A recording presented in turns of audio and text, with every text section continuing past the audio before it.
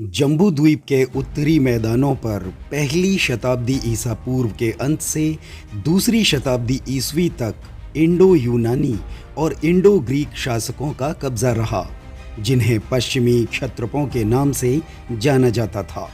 इनके राजनीतिक पतन के बाद इसी भूमि पर इंडो सीथियनों ने अपना राजनीतिक सफर शुरू किया।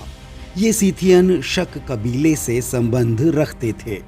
भारतीय इतिहासकारों ने उन्हें उत्तरी क्षत्रप कहकर संबोधित किया, जिन्होंने लगभग एक ही समय में और चौथी शताब्दी ईस्वी तक सिंध, गुजरात और मालवा पर शासन किया। लेकिन इनकी राजनीतिक शक्ति का केंद्र बिंदु पंजाब और मथुरा थे। उन्होंने 70 ईसा पूर्व में मथुरा से मित्र वंश और दत्त वंश के शासकों को मार भगाया। वहीं कुछ इतिहासकारों का मानना है कि सीथियन कुषाण वंश के जागीरदार थे, जिन्होंने 100 ईस्वी तक मथुरा पर शासन किया था। पूरी तरह से स्वतंत्र शासक न होने की वजह से वे क्षत्रप और महाक्षत्रप कहलाए। 70 ईसा पूर्व में मथुरा से मित्र वंश के शासकों को उखाड़ फेंकने वाले पहले शक क्षत्रप हगामाशा थे।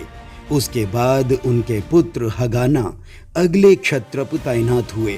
हगाना की मृत्यु के बाद उनके योग्य पुत्र राजवुला अर्थात राजुल ने महाक्षत्रप की उपाधि के साथ मथुरा की गद्दी को संभाला। उस समय वे इंडो सीथियन और गंधार के राजा महान अजलिसेस के अधीन रहकर मथुरा के महाक्षत्रप नियुक्त हुए थे। लगभग 10 ईस्वी में उन्होंने बेसिलियस अर्थात राजा शब्द का इस्तेमाल करते हुए अपने नाम से चांदी के सिक्के भी जारी करवाए। राजवोला की मुद्राएं मथुरा, पूर्वी पंजाब और संकिसा से बड़ी भारी मात्रा में प्राप्त हुई हैं। इनके द्वारा जारी सिक्कों पर ग्रीक शासक स्ट्रेटो द्वितीय के सिक्कों का प्रभाव साफ दिखाई देता है। सामान्यतः बाकी के शक शासकों की तरह राजवोला भी बौद्ध धम्म के अनुयायी थे। उन्होंने मथुरा में त्रिरत्न के साथ एक विशाल सिंह स्तंभ स्थापित करवाया था, जो अब ब्रिटिश म्यूजियम में रखा हुआ है, जो उनके बौद्ध अनुयायी होने की पुष्टि भी करता है, जिस पर खरोष्ठी लिपि में अभिलेख भी लिखा हुआ है। राजवोला ने इंडो ग्रीक शासक स्ट्रेटो द्वितीय को बुरी तरह से परास्त कर उसकी राजधानी सागला पर कब्जा कर लिया। महाक्षत्रप राजवोला की मुख्य रानी कामुय्या अयासिया ने बुद्ध के अवशेषों के साथ एक स्तूप बौद्ध भिक्षुओं को दान में दिया था। इसका वर्णन भी मिलता है।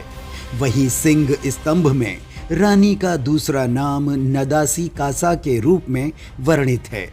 इस स्तंभ लेख में इंडो सीथियन क्षत्रपों की वंशावली का भी उल्लेख है। अभिलेख के मुताबिक महाक्षत्रप राजवोला की मृत्यु के बाद उसका बड़ा पुत्र सोडासा अगला उत्तराधिकारी बना, जिसने मथुरा को अपनी राजधानी भी बनाया, जबकि राजवोला के छोटे पुत्र भदयासा ने पूर्वी पंजाब में बेसिलियस अर्थात राजा के रूप में शासन किया। भदयासा के सिक्के उच्च गुणवत्ता वाले हैं, जिन पर महाक्षत्रप सोडासा का पुत्र लिखा हुआ है। सिक्के के पिछले भाग पर बुद्ध की मां देवी महामाया का चित्र बना हुआ है, जिनका अभिषेक 2 हाथी जल डालकर कर रहे हैं। कुषाण काल तक कई शक क्षत्रपों को मथुरा और सारनाथ जैसे पूर्वी हिस्सों में तैनात किया गया था, जिनमें खरपल्लन, वनस्पर, लाला, वेस्पासी और लियाका के नाम प्रमुख हैं। सीथियनों की तरह ही कुषाण वंशी शासक भी बौद्ध धम्म के अनुयायी थे। इनसे संबंधित शिलालेख बोधिसत्व सारनाथ संग्रहालय में रखा हुआ है। वहीं ईसापुर बुद्ध की मूर्ति शैलीगत आधार पर राजा सोडासा के शासनकाल यानी 15 ईसा पूर्व में निर्मित हुई थी, जिसमें लोकपाल शाक्य मुनि को भिक्षा पात्र प्रदान कर रहे हैं। इस मूर्ति को प्रारंभिक बौद्ध मूर्ति माना जाता है। जो बाद में जैन मूर्ति शिल्प का भी आधार बनी। अयागपट पर बनी जिन पार्श्वनाथ की नक्काशी ईसापुर की बुद्ध मूर्ति से प्रभावित पाई गई है। क्षत्रप सोडासा के शिलालेख कंकाली टीला मथुरा और मोरा कुआं शिलालेख मथुरा से प्राप्त हुए हैं। ये शिलालेख खरोष्ठी लिपि, ब्राह्मी लिपि और पाली, प्राकृत और बहुत बाद में कुछ संस्कृत के शब्दों के प्रयोग से लिखे गए हैं। अच्छी शास्त्रीय संस्कृत में वासुदोर जंब और पर्वत मंदिर शिलालेख पहली शताब्दी में लिखे गए थे, जबकि मथुरा का मघेरा अभिलेख ब्राह्मी लिपि में लिखा हुआ है। इस दौरान उत्तर पश्चिम के इंडो सीथियन और मथुरा के लोगों के बीच कई सांस्कृतिक और राजनीतिक आदान प्रदान हुए। सीथियन शासकों की वास्तुकला में बौद्ध वास्तुकला का समावेश इस स्तर पर किया गया है कि देखने वाला व्यक्ति उन्हें हिंदू मंदिरों के अवशेष समझता है। मथुरा के महाक्षत्रपों ने अपने अभिलेखों में भगवान बुद्ध को भागवत और नारायण कहकर संबोधित किया है। वहीं कुछ इतिहासकारों का मानना है कि कंकाली टीले से प्राप्त मूर्तियां किसी और की नहीं बल्कि अरहत और जिन बुद्ध की ही मूर्तियां हैं। यहाँ बुद्ध ने मठवासी वस्त्र संघाटी नहीं पहना है, जो कि बाद की कई बुद्ध छवियों की विशेषता बन गई। ये सब बोधिसत्वों की ही मूर्तियां हैं जिन्हें क्षत्रपों ने अपने शासनकाल के दौरान बनवाया था।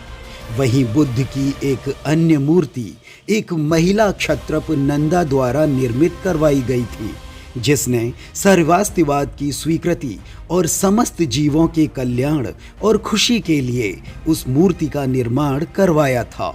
इस मूर्ति में ब्रह्मा और इंद्र द्वारा भगवान बुद्ध की पूजा का दृश्यांकन किया गया है। मथुरा में बुद्ध मूर्तियों का निर्माण सीथियनों से लेकर कुषाण वंशी शासक हुविष्क तक निरंतर चलता रहा था।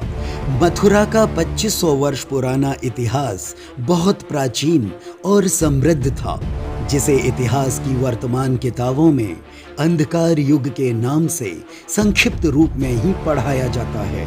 इतने प्रभावशाली इतिहास को छुपाने की आखिर क्या वजह हो सकती है, जबकि उसके हजारों साक्ष्यों से मथुरा संग्रहालय भरा पड़ा हुआ है।